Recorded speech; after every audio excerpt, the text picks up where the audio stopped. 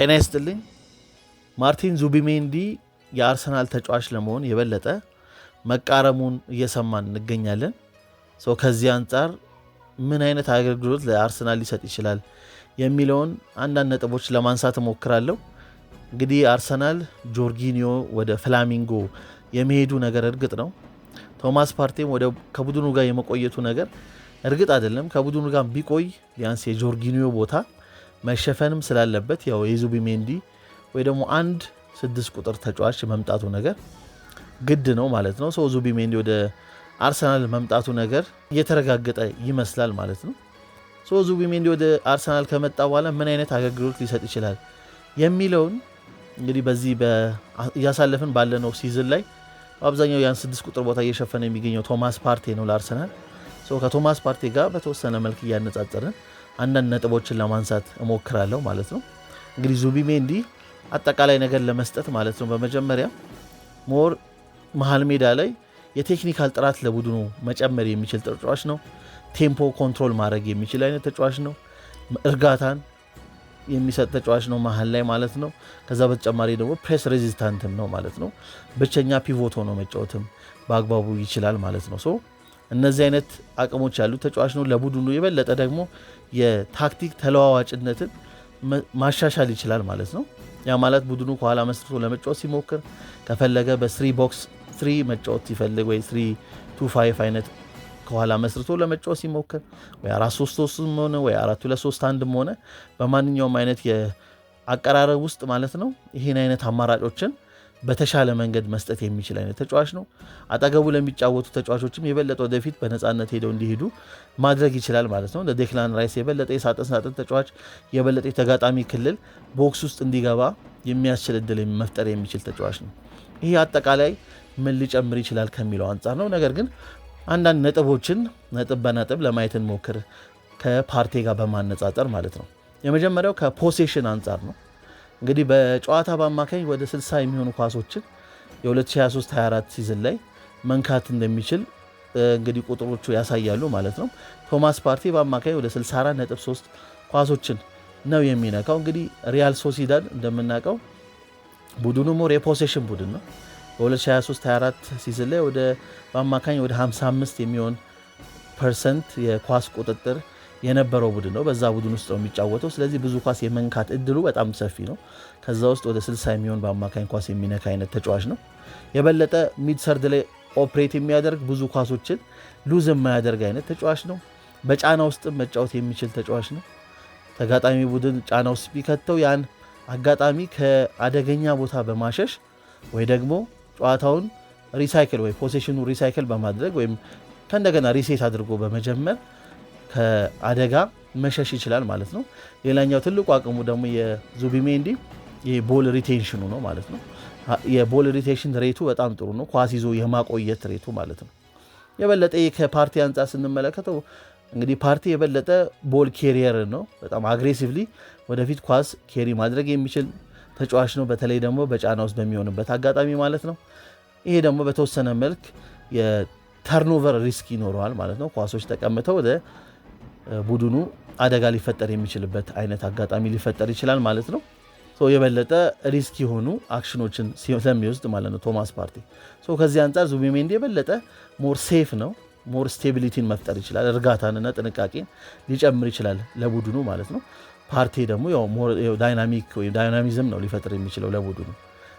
አርቴታ ለሚፈልገው አጫወት አርቴታ የበለጠ ጥንቃቄን የሚፈልግ ሞር ኮንትሮልን ለሚፈልግ በተወሰነ መልክ እርጋታን የሚፈልግ አይነት አሰልጣኝ እንደመሆኑ ማለት ነው አርቴታ ለሚፈልገው አቀራረብ እንግዲህ አስተዋጽኦ በትልቁ መስጠት ይችላል ዙቢሜንዲ ማለት ነው። ሁለተኛው ነጥብ ከኤሪያል አቢሊቲ አንጻር እናንሳ ማለት ነው። እንግዲህ ዙቢሜንዲ 1.81 ነው ቁመቱ። ቶማስ ፓርቴ 1.85 ነው ቁመቱ ማለት ነው። ነገር ግን እንደዛም ቢሆን ኤሪያል አቢሊቲው እንደ ቁመቱ አይደለም። የዙቢሜንዲ በአማካኝ 67.35% ማለት ነው የኤሪያል ዱዌሎችን ማሸነፍ ይችላል። ቶማስ ፓርቴ በአማካኝ ወደ 54% ነው ኤሪያል ዱዌሎችን ማሸነፍ የሚችለው ቁመቱ ከዙቢሜንዲም ከፍ ቢል ማለት ነው። የሊሳንድሮ ማርቲኔዝ ላይ የሚጠቀሰው አይነት በቁመቱ አጠር ብሎ ነገር ግን ኤሪያሊ እንደ ቁመቱ አይደለም ኤሪያል ዱዌሎችን በደንብ መፋለም የሚችል አይነት ተጫዋች ነው ሊሳንድሮ ማርቲኔዝ።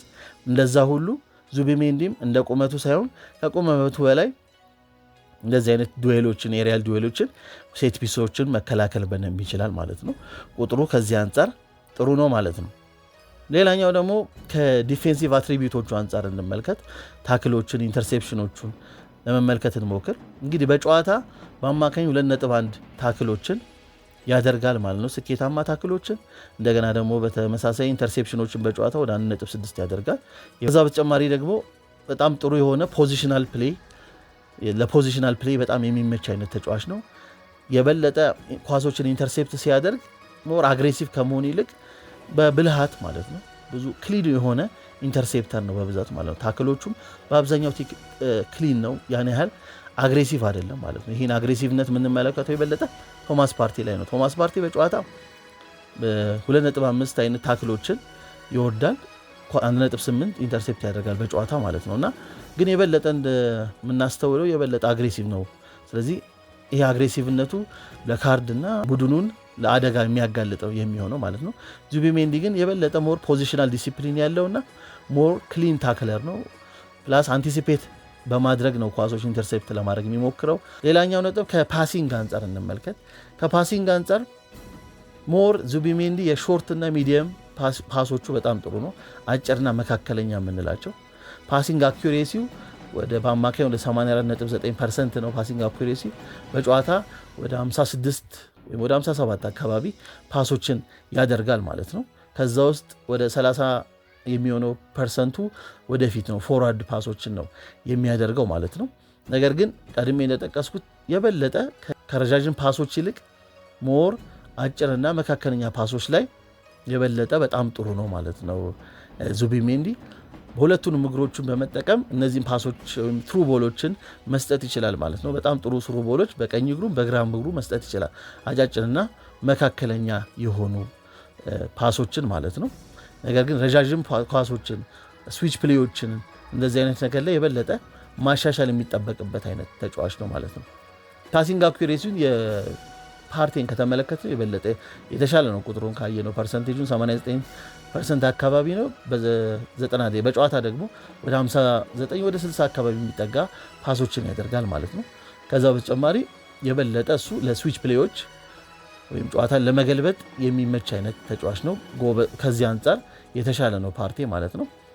ዙቢሜንዲ ግን የበለጠ ቀድሜ እንደጠቀስኩት አጫጭርና መካከለኛ ፓሶችን ላይ ነው የበለጠ የተካነው፣ ሁለቱንም እግሮቹን መጠቀም ላይ ከዚህ አንጻር ጥሩ ነው ማለት ነው። ቀጣዩን ስንመለከት ደግሞ ፊዚካሊቲና ፓወር እንመለከት። እንግዲህ ልንገምት እንደምንችለው ሞር ፊዚካሊቲና ፓወርን ከተመለከትን ቶማስ ፓርቲ የተሻለው ተጫዋች ነው። ስትሮንግ ነው፣ ሞር አትሌቲክ ነው እንደምናውቀው። በጫና ውስጥ ደግሞ የበለጠ ለማለፍ የሚበቃ ፊዚካል አፒራንስ ያለው አይነት ተጫዋች ነው ማለት ነው። ለፕሪሚየር ሊግ ማጫወት ይሄ ፊዚካሊቲው፣ ይሄ ስትሬንግዙ፣ ይሄ አትሌቲዝሙ የበለጠ የሚጠቅመው አይነት ተጫዋች ነው። ዙቢሜንዲ ግን ከዚህ አንጻር ሞር ፊዚካል አይደለም፣ ያን ያህል ፓወርፉል የሚባል ተጫዋች አይደለም። ቀድሜ እንደጠቀስኩት ከፖዚሽኒንግ አንጻር በጣም ስማርት የሆነ የቦታ አያያዝ ነው ያለው ማለት ነው። ስለዚህ ከሞር ፊዚካል ከሆኑ ፊዚካል ፕሬሲንግ ቲሞች ወይ ደግሞ በጣም በአካል ብቃት ጫና ለመፍጠር ከሚፈልጉ ቡድኖች ምናልባት እንደ ኒውካስል አይነት ቡድኖች ጋር ትንሽ በተወሰነ መልክ ስትራግል ሊያደርግ ይችላል ማለት ነው። ይሄ ፊዚካሊቲ ይሄ ፓወር ስለሌለው ማለት ነው። የበለጠ ይሄ ከቦታ አያያዝ ጋር የሚገኘው ነው የሱ ትልቁ አቁሙ ከዚህ አንጻር ማለት ነው። ሌላኛው ሬስ ሬዚስታንስ ነው።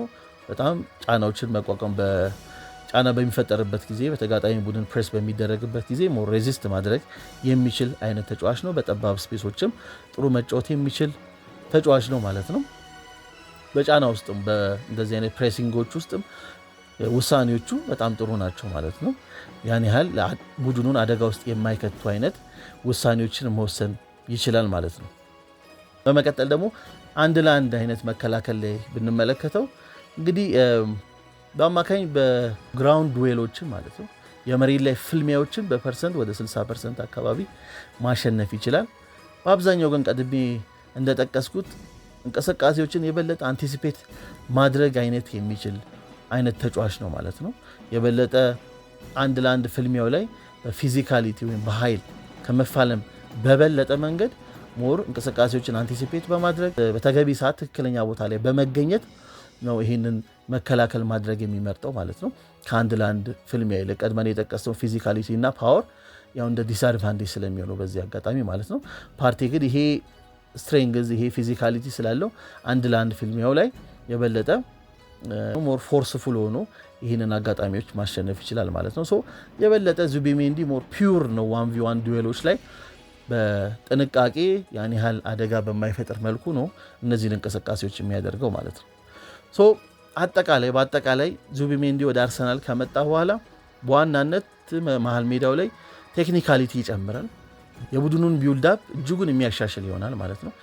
ጥሩ ክሬተር ነው። ነገር ግን በጥልቅ ከኋላ በመነሳት እድሎችን ወደፊት ኳሶች ወደፊት ፕሮግረስ እንዲያደርጉ የሚችሉበትን አጋጣሚ መፍጠር የሚችል ነው ማለት ነው። ሶ የበለጠ የተከላካይ ስፍራን ተጫዋችና የመሃል ሜዳውን ስፍራ ተጫዋች ሞር ኮኔክት ለማድረግ የሚረዳ አይነት ተጫዋች ነው። ሶ ይሄ ቢውልዳፕ ፌዙ ላይ በመጀመሪያ ቢውልዳፕ ፌዙ ላይ ቡድኑ የበለጠ ኢፌክቲቭሊ ወደፊት ፕሮግረስ እንዲያደርግ ትልቁን እድል ይፈጥራል ማለት ነው። አርሰናል ጨዋታዎችን ከኋላ መስርቶ ለመጫወት በሚሞክርበት ጊዜ እንደ ማርቲን ኦዴጋርድ ድሮፕ አድርጎ ወደ ኋላ ሲመለስ እንመለከተዋለን። አሁን ግን ሞር ቴክኒካሊ ጥራት ያለው ተጫዋች ከኋላ ስለሚኖር በዛ 6 ቁጥር ላይ የበለጠ እንደ ማርቲን ኦዴጋርድ አይነት ተጫዋች ለቦክሱ ቀረብ ብሎ በተጋጣሚ ወይም በፋይናል ሰርድ ላይ እንዲገኝ ማድረግ ይችላል። ይሄ ኒውሜሪካል አድቫንቴጅ የበለጠ ለቡድኑ መስጠት ይችላል። የማርቲን ኦዴጋርድም የጎልና አሲስት ቁጥሮቹን ከፍ የማያደርግበት እድል ይፈጥራል ማለት ነው። ምክንያቱም ከኋላ የበለጠ ኳሱን ተመስርቶ ወደፊት መምጣት የሚችልበት እድል ስለሚኖር ጥራት ያለው የ6 ቁጥር በመኖሩ ምክንያት ማለት ነው የበለጠ አደገኛ ቦታዎች ላይ ኦዴጋርድ አይነት ተጫዋች እንዲገኝ እድል ይፈጥራል ማለት ነው። ኦዴጋርድም ባይሆን ሌላ የበለጠ ለሴንትራል ፕሮግሬሽን የሚመች 10 ቁጥር እንግዲህ አርሰናል ማስፈረም ሞር አፕግሬድ ማድረግ ቢኖርበት ጥሩ ነው ብዬ ማስባለሁ።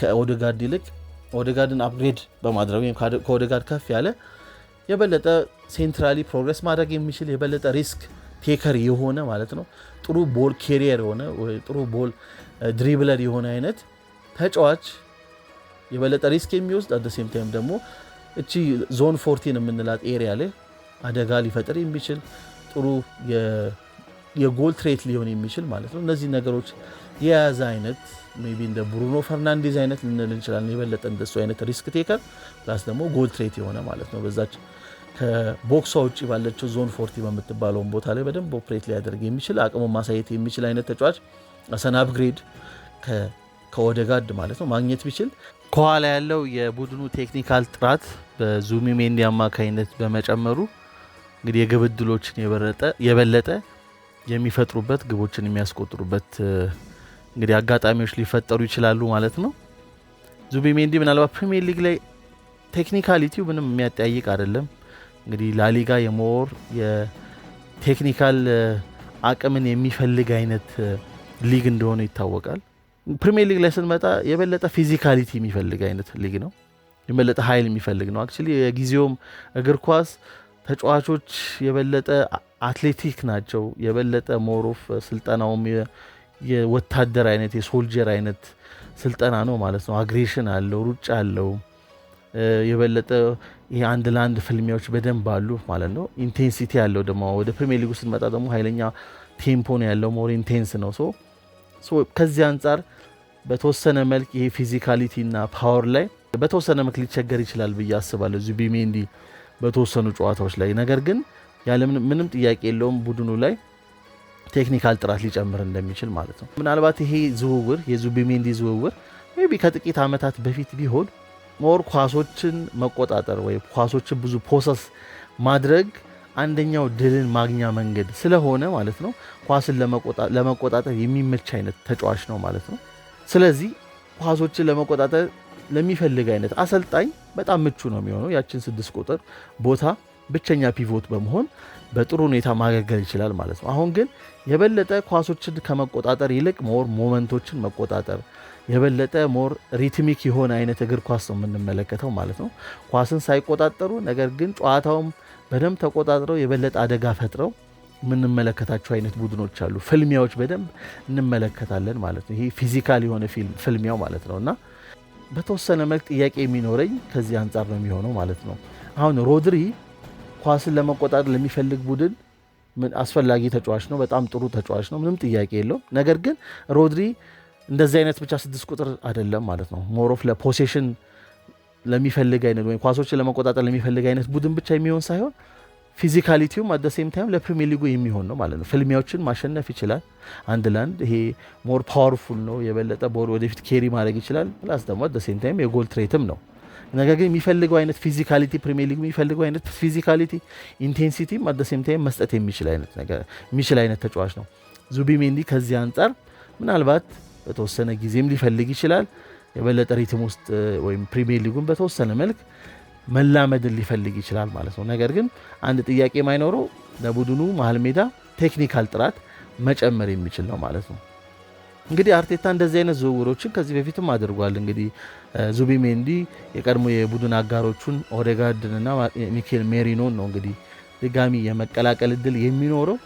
ሜሪኖ ወደ ቡድኑ ሲመጣ የበለጠ የግራ 8 ቁጥር ቦታን ለመሸፈን፣ የክላን ራይስ ደግሞ 6 ቁጥር ታስቦ የፓርቲ ምትክ ታስቦ ነበር የመጣው። ነገር ግን ያን የግራ 8 ቁጥር በዚህ ዓመት በተለይ የበለጠ ከሳጥን ቦታ 8 ቁጥር ቦታ ላይ እየተመለከትን ያለ ነው የክላን ራይስ ነው። አሁን ዙቢሜንዲ መጥቷል። ያ ዙቢሜንዲ ደግሞ ያን 6 ቁጥር ቦታ ጆርጊኒዮን በመልቀቁ ምክንያት ያን ቦታ እንዲሸፍን ነው። በተወሰነ መልክ ተመሳሳይ አይነት የሚመስሉ አይነት ተጫዋቾች በተደጋጋሚ እየተመለከትን ነው። የመሃል ሜዳውን ቴክኒካል ጥራት መጨመር ቢችልም ይሄ የዙቢሜንዲ መምጣት፣ ነገር ግን ከዚህ ቀደም እንደጠቀስኩት ይሄ ብቻ በቂ አይሆንም። አንደኛ ፊት ለፊት መስመር ላይ 9 ቁጥር ላይ ተጫዋች ማስፈረም ቡድኑ ለማጥቃት የሚኖረውን አማራጭ ይጨምርለታል ማለት ነው። በቀጥታ ማጥቃት ቢፈልግ እንደዚህ አይነት የቦክስ ፕሬዘንስ ይኖረዋል ማለት ነው። 9 ቁጥር ሲኖረው ሰው ቀጥታ ኳሶችን በማሻገር ለማጥቃት የሚችልበት እድል ይፈጥራል። የማጥቃት ባህሪ ያላቸውን ተጫዋቾችን መጨመር ያስፈልጋል። ፊት መስመር ላይ በግል ጨዋታ ሊወስኑ የሚችሉ በተወሰነ ነፃነት ውስጥ ራሳቸውን ማሳየት የሚችሉ አይነት ተጫዋቾች ይሄን እድል አግኝተው እንደዚህ አይነት ተጫዋቾች እንደዚህ አይነት ፕሮፋይል ያላቸውን ተጫዋቾች ሊኖሩ ያስፈልጋል ማለት ነው። ቡካዮ ሳካ ቀኝ ላይ ያለ ያን ባላንስ የሚጠብቅ ግራ ላይ ይፈልጋል። ለሳካም ተጨማሪ በጉዳት እንደዚህ በዚህ ሲዝን እንግዲህ ተመልክተናል። ቡካዮ ሳካ ለወራት ከጨዋታ ርቆ ማለት ነው። እንደዚህ አይነት አጋጣሚዎች ቢኖሩ ደግሞ አትሊስት ጥሩ ቦታውን ሊሸፍን የሚችል አይነት ተጫዋችም ያስፈልገዋል ማለት ነው። ግለሰቦች ያስፈልጉታል ሞር ቴክኒካል የሆኑ። አሁን ዙቢሜንዲ የበለጠ ስቴቢሊቲ ነው ለቡድኑ የሚጨምረው፣ ሞር ሴፍቲ ነው የሚጨምረው። እንግዲህ አርቴታ ጥንቃቄ የሚመርጥ አይነት አሰልጣኝ ነው። ያ ጥንቃቄ ላይ የበለጠ እንግዲህ ሴፍቲን የሚጨምር አይነት ተጫዋች ነው የመጣው ዙቢሜንዲ ማለት ነው። ስለዚህ ያው ለተከላካዩ በቂ ከቨር መስጠት ይችላል። የበለጠ ለዚህ ለፖዚሽናል አጫዋወቱ ለሲስተሙ ለስትራክቸሩ የበለጠ ከፍ ባለ ሁኔታ ቴክኒካል ጥራት በመጨመር ማሳደግ ይችልለታል። ነገር ግን ይሄ አንድ ለአንድ ማሸነፍን አስቸጋሪ በሆነ ግጥሚያዎች ተጋጣሚ ቡድኖች ሙሉ ለሙሉ ኳስን ተጫዋቾቻቸውን ከኳስ ኋላ አድርገው ለመቅጠም የሚፈልጉ የበለጠ ፊዚካሊ ለመጫን የሚፈልጉ አይነት ቡድኖችን ሲገጥምና ቡድኑ የግብ ዕድሎችን ለመፍጠር በሚቸገርበት ሰዓት ደግሞ አንድ ለአንድ ማሸነፍ የሚችሉ ከምንም የግብ ዕድሎችን መፍጠር የሚችሉ ወይም ግቦችን ማስቆጠር የሚችሉ ደግሞ ቴክኒካል ጥራት ያላቸው ጥሩ ድሪብለሮች ቴክኒካሊ በጣም ጥሩ የሆኑ አይነት ተጫዋቾች ደግሞ ማስፈረም ያስፈልገዋል። ይሄ ካልሆነ አሁንም የሚሆነው ብዙ ኮንትሮል የሚያደርግ ቡድን ይሆናል። ብዙ ኳስ ፖሰስ የሚያደርግ ቡድን ሊሆን ይችላል አርሰናል። ነገር ግን ብዙ የግብ ዕድሎችን መፍጠር ላይ ማሳደጉ ላይ እርግጠኛ ሆኖ መናገር አስቸጋሪ ነው የሚሆነው ማለት ነው።